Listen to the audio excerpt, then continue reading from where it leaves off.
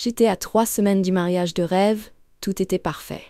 Jusqu'à ce que mon père l'annule brutalement, sans raison apparente. Le choc fut total. Mais en creusant, j'ai découvert un secret de famille impensable. Un plan diabolique qui allait changer ma vie à jamais. Je m'appelle Camille Dubois, et jusqu'à ce jour fatidique, je pensais avoir une vie presque parfaite. Presque, car dans toute famille, il y a des fissures, des non-dits. Mais de là à imaginer le séisme qui allait ébranler la nôtre, jamais. J'avais 28 ans, une carrière épanouissante de graphiste freelance, un appartement cosy dans le Marais, et surtout, l'homme de ma vie, Antoine. Antoine et moi, c'était une évidence. Une de ces rencontres qui vous tombent dessus et qui illuminent tout. Il était médecin, attentionné, drôle, ambitieux, juste ce qu'il faut. On se comprenait sans un mot, on riait des mêmes choses, on avait les mêmes rêves. Dans 3 semaines, nous devions nous marier.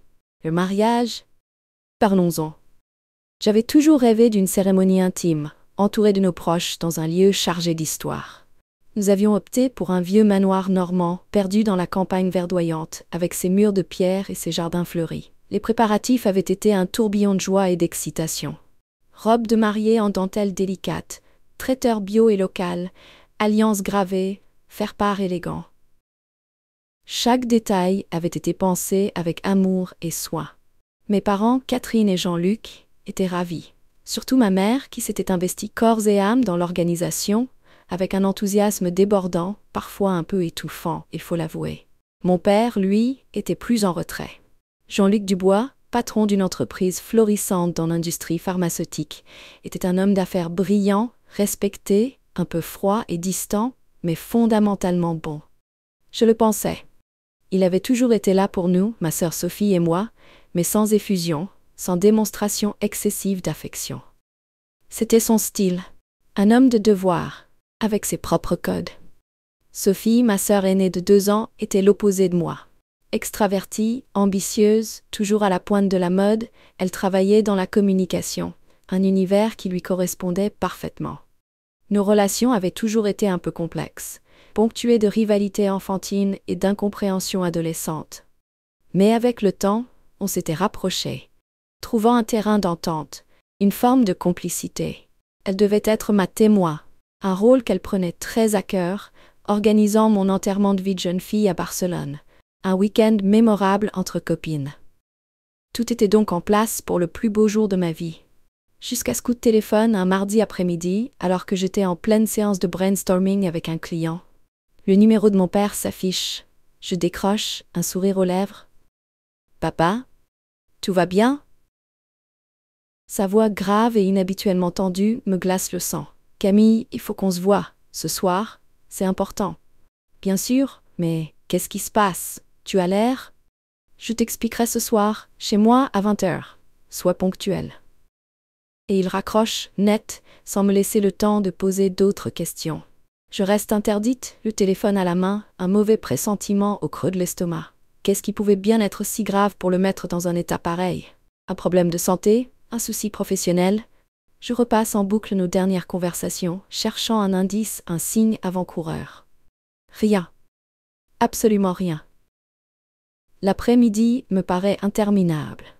Je suis incapable de me concentrer sur mon travail, l'angoisse me tenaille. J'essaie de joindre ma mère, mais elle ne répond pas. Je finis par envoyer un message à Sophie, laconique, juste pour savoir si elle est au courant de quelque chose. Réponse négative et teintée d'une pointe d'agacement. « Je suis en réunion, Camille. Tu peux pas attendre ce soir. » Visiblement, l'inquiétude ne semble pas partagée. Je me sens de plus en plus isolée, avec mon mauvais pressentiment, ce poids sur la poitrine qui m'empêche de respirer normalement. 20h. Pile. Je sonne à la porte de la maison familiale, cette grande maison bourgeoise où j'ai grandi, témoin de tant de souvenirs heureux et de quelques disputes aussi, bien sûr, c'est la vie. Mon père ouvre la porte. Son visage est fermé, ses traits tirés. Il me fait signe d'entrer, sans un mot, sans un sourire. L'atmosphère est pesante, électrique. Dans le salon, ma mère et Sophie sont déjà là, assises sur le canapé, silencieuses, les yeux rivés sur leurs mains. Le silence est tellement épais qu'on pourrait le couper au couteau. Je m'assois en face d'elle, le cœur battant la chamade. Mon père se place devant la cheminée, les mains croisées dans le dos, Le regard sombre. Il prend une profonde inspiration, comme pour se donner du courage. Puis, d'une voix monocorde, il lâche la bombe. Le mariage est annulé. Le silence qui suit est encore plus assourdissant que le précédent. Annulé? Notre mariage? Mais, pourquoi? Je crois d'abord comprendre de travers, avoir mal entendu. Je le regarde, incrédule, attendant une explication, une précision, n'importe quoi qui puisse donner un sens à cette phrase absurde. Rien. Il reste figé, impassible, comme un robot récitant un programme préétabli. Ma mère se met à pleurer, discrètement, sans un mot. Sophie, elle, garde le silence, mais son visage se crispe, ses poings se serrent. Je suis la seule à réagir, à oser briser ce silence glacial. Annulé? Mais papa, qu'est-ce que tu racontes? C'est une blague, c'est ça? Dis-moi que c'est une blague. Mon père secoue la tête, lentement, négativement. Son regard croise le mien, froid, impersonnel. Je ne reconnais plus mon père. Cet homme, devant moi, c'est un étranger. Ce n'est pas une blague, Camille. J'ai pris ma décision, le mariage n'aura pas lieu. Mais, pourquoi? Donne-moi une raison. Après des mois de préparatifs, à 3 semaines du jour J, tu annules tout comme ça, sans explication? C'est inadmissible. Ma voix monte, l'indignation, la colère, la douleur se mélangent et se bousculent en moi. Je me lève, je m'approche de lui, je le supplie du regard. Papa, je t'en prie. Dis-moi ce qui se passe. Antoine t'a fait quelque chose? Il y a un problème avec sa famille? Explique-toi. Il reste de marbre, muré dans son silence. Puis, d'une voix lasse, il finit par lâcher quelques mots vagues, évasifs, qui n'expliquent rien, qui n'ont aucun sens. Ce n'est pas Antoine le problème, Camille. C'est moi. Je ne peux pas approuver ce mariage. Je ne peux pas le laisser se faire. C'est contraire à mes principes. Tes principes? Mais de quels principes tu parles? Tu nous as toujours soutenus, Antoine et moi. Tu l'apprécies, tu le respectes. Qu'est-ce qui a changé du jour au lendemain? Il soupire, passe une main sur son visage, visiblement épuisé. Il évite mon regard, comme s'il avait honte, comme s'il cachait quelque chose. Et soudain, l'évidence me frappe. Il cache quelque chose. Un secret terrible, qui justifie cette décision brutale, incompréhensible. Papa, je te connais.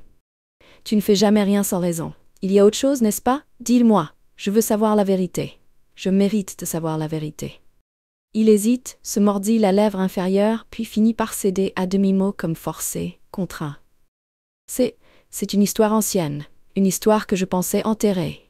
Mais elle refait surface, et elle met tout en danger. Tout ce que j'ai construit. Tout ce que nous avons construit.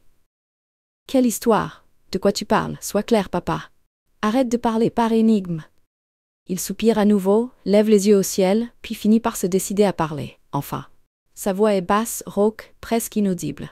Ses mots tombent un à un, comme des pierres tombales. Antoine n'est pas celui que tu crois. Il n'est pas digne de toi. Il est le fils de mon pire ennemi. Le silence revient, encore plus lourd, plus oppressant. Le fils de son pire ennemi? Mais c'est absurde. Antoine est orphelin, il a perdu ses parents quand il était enfant. Je le sais, il m'en a parlé avec émotion, avec pudeur. C'est l'une des raisons pour lesquelles je me suis sentie si proche de lui, si protectrice. Papa, tu te trompes. Antoine est orphelin, ses parents sont morts dans un accident de voiture quand il est petit. Tu dois confondre. Il secoue la tête, avec un air de lassitude, de pitié presque. Son regard me transperce, froid, implacable. Non, Camille, je ne confonds pas. Je sais parfaitement de qui je parle. Les parents d'Antoine, son père surtout, ont ruiné ma vie. Ils ont détruit ma famille, ils m'ont volé tout. Et je ne veux pas, que le fils de cet homme entre dans notre famille. Jamais. Je suis pétrifiée, paralysée. Les mots de mon père résonnent dans ma tête, comme un écho lointain, incompréhensible. Le fils de son pire ennemi. Mais quel ennemi? Quelle histoire? Je n'y comprends rien. Je me sens perdue, noyée dans un océan de questions sans réponse. Mais, de quoi tu parles? Qui était cet ennemi? Qu'est-ce qui s'est passé? Explique-toi, papa. Je t'en supplie. Il soupire encore, se frotte les tempes, puis finit par se résigner à raconter, enfin, cette histoire enfouie, ce secret de famille qui allait tout changer. Sa voix est monotone, dépourvue d'émotion, comme s'il récitait une litanie, un conte macabre. Il y a 30 ans, j'étais jeune, ambitieux, plein d'espoir. Je venais de créer ma première entreprise, une petite start-up dans le secteur pharmaceutique. J'avais des idées, de l'énergie, la foi en l'avenir. Et puis j'ai rencontré lui, Jacques Lefebvre. Un homme charismatique, brillant, un requin de la finance. Il m'a proposé un partenariat, un investissement. J'ai accepté, naïvement, aveuglément. Je lui ai fait confiance, et j'ai eu tort. Terriblement tort. Sa voix se brise, pour la première fois, une émotion, une douleur sourde transparaît dans son regard. Je sens que cette histoire, cette blessure est encore vive, encore à vif, malgré les années. Lefebvre, c'était un manipulateur, un escroc, un prédateur. Il m'a utilisé, il m'a exploité, il m'a ruiné. En quelques mois, il a pris le contrôle de mon entreprise, il m'a évincé, il m'a laissé sur la paille. J'ai tout perdu. Mon entreprise, mes économies, ma réputation, tout. J'ai mis des années à me relever, à reconstruire quelque chose. Et je n'ai jamais oublié. Je n'ai jamais pardonné. Je suis sidérée, bouleversée. Je découvre un pan entier de la vie de mon père, un passé sombre, douloureux, que j'ignorais totalement. Je le regarde avec un mélange de compassion, de respect et de peur aussi. Peur de ce secret, de cette histoire qui ressurgit, qui menace de tout détruire. Et Antoine? Antoine est le fils de cet homme, de Jacques Lefebvre. Mais comment est-ce possible? Il ne m'a jamais rien dit. Il m'a caché toute sa vie. Mon père hoche la tête tristement. Oui, Camille, Antoine est le fils de Jacques Lefebvre. Il le savait bien sûr. Il a toujours su qui était son père. Et il te l'a caché. Il t'a menti. Il t'a manipulé. Il a joué avec tes sentiments. Pourquoi faire? Je n'en sais rien. Vengeance, intérêt, peu importe. Le résultat est le même. Il n'est pas digne de toi. Il n'est pas digne de notre famille. Et je ne peux pas accepter ce mariage. Je ne peux pas laisser mon ennemi, à travers son fils, entrer dans notre vie. C'est une question de principe, de survie. Les larmes montent à mes yeux, débordent, coulent le long de mes joues. Je suis anéantie, déchirée. Je me sens trahie, trompée, ridicule. Antoine, l'homme que j'aimais, l'homme que je pensais connaître, était un incon, un imposteur, un ennemi. Et mon père que je croyais si droit, si juste, était capable de sacrifier mon bonheur, notre bonheur, au nom d'une vieille rancune, d'une vengeance aveugle. Je ne te crois pas, papa. Tu exagères. Antoine n'est pas responsable des erreurs de son père. Ce sont deux personnes différentes. Tu ne peux pas le juger sur son nom de famille, c'est injuste, c'est absurde. Ma voix tremble, se brise, mais je me bats pour garder la face, pour défendre Antoine, notre amour, notre projet de vie.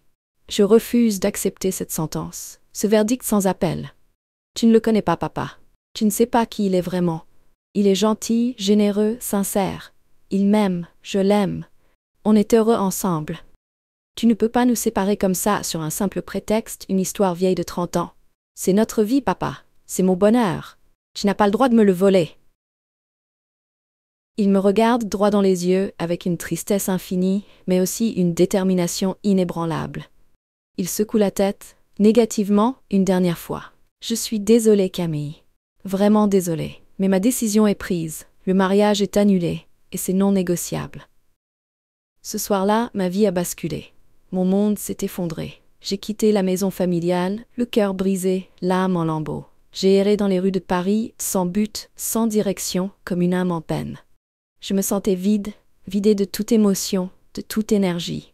J'avais perdu Antoine, bien sûr, mais j'avais aussi perdu mon père, ma famille, ma confiance en l'avenir. Tout était noir, tout était désespéré. Les jours suivants furent un cauchemar réveillé. J'ai annulé le manoir, le traiteur, le photographe, tout. J'ai envoyé des messages laconiques aux invités, prétextant une raison familiale vague et mystérieuse. J'ai évité Antoine, ses appels, ses messages. Je n'avais pas la force de lui parler, de l'affronter, de lui demander des explications. J'avais besoin de temps, de recul pour digérer cette bombe, pour comprendre ce qui s'était passé.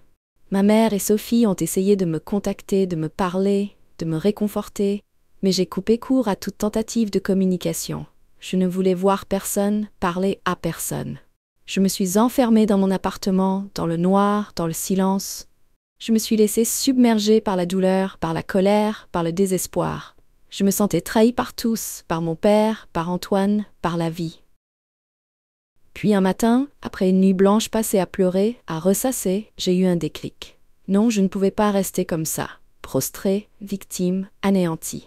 Je devais réagir, me battre, comprendre. Je devais savoir la vérité sur cette histoire, sur ce secret de famille, sur Antoine. Je devais savoir si mon père disait vrai, s'il avait raison de m'interdire ce mariage, ou s'il était simplement victime de ses vieux démons, de sa rancune tenace. J'ai commencé à enquêter, discrètement, prudemment, sans alerter mon père, ni Antoine, ni personne. J'ai fouillé dans les archives familiales, dans les vieux papiers, dans les albums photos. J'ai interrogé des proches, des amis de mes parents, des anciens associés de mon père. J'ai passé des heures sur Internet à chercher des informations sur Jacques Lefebvre, sur son entreprise, sur sa faillite, sur son histoire. Et petit à petit, les pièces du puzzle se sont assemblées. La vérité a commencé à émerger. Sombre, douloureuse, mais indéniable. Mon père avait dit vrai. Jacques Lefebvre était bien son pire ennemi, celui qui avait ruiné sa vie, sa carrière, ses espoirs. Et Antoine était bien le fils de cet homme. Il le savait, il me l'avait caché, il m'avait menti, il m'avait trompé. La douleur de la trahison s'est ajoutée à la douleur de la rupture. Je me sentais doublement blessée, doublement humiliée. Non seulement j'avais perdu l'homme que j'aimais, mais j'avais aussi découvert qu'il n'était pas celui que je croyais, qu'il m'avait manipulé, qu'il avait abusé de ma confiance. Pourquoi? Pour quelle raison? Vengeance? Intérêt? Je ne comprenais toujours pas. Je décide de confronter Antoine. Je l'appelle, je fixe un rendez-vous dans un café neutre, loin de chez nous, loin de nos souvenirs. Il accepte immédiatement avec un empressement qui me surprend, qui me déçoit. N'aurait-il donc rien à se reprocher? N'aurait-il donc aucune honte, aucun remords? Le jour du rendez-vous, je le retrouve au café. Il est pâle, amaigri, les yeux cernés. Il me regarde avec un mélange d'inquiétude, de tristesse et d'une étrange culpabilité, peut-être. Ou peut-être est-ce juste mon imagination. On s'assoit face à face, séparés par une petite table ronde, une distance physique et émotionnelle insurmontable. Le silence est tendu, malaisant. C'est moi qui le brise. La première. Tu savais, n'est-ce pas? Tu savais qui était ton père. Et tu ne m'as rien dit. Tu m'as menti. Pourquoi, Antoine? Pourquoi tu m'as fait ça? Il baisse les yeux, honteux, confus. Il se mordit la lèvre inférieure comme mon père, comme un tic familial, un héritage maudit. Camille, je suis désolée. Vraiment désolée. Je sais que j'ai fait une erreur, une grosse erreur, mais il faut que tu comprennes. C'était compliqué. Très compliqué. Compliqué? Tu appelles ça compliqué? Tu m'as caché l'identité de ton père pendant des mois, pendant des années. Tu as joué avec mes sentiments, avec ma confiance. Et tu dis que c'était compliqué? C'est plus que compliqué, Antoine, c'est monstrueux. Ma voix tremble, la douleur remonte à la surface, menaçant de m'engloutir. Je me bats pour rester calme, pour garder le contrôle, pour comprendre, enfin. Explique-toi, Antoine. Dis-moi pourquoi tu as fait ça, pourquoi tu m'as menti, qu'est-ce que tu voulais? Il lève les yeux, me regarde droit dans les yeux pour la première fois. Son regard est triste, sincère, désespéré. Je sens qu'il souffre, qu'il regrette, qu'il est sincèrement désolé. Mais est-ce suffisant? Est-ce que je peux lui pardonner? Est-ce que je veux lui pardonner? Je voulais te connaître, Camille. Te connaître vraiment.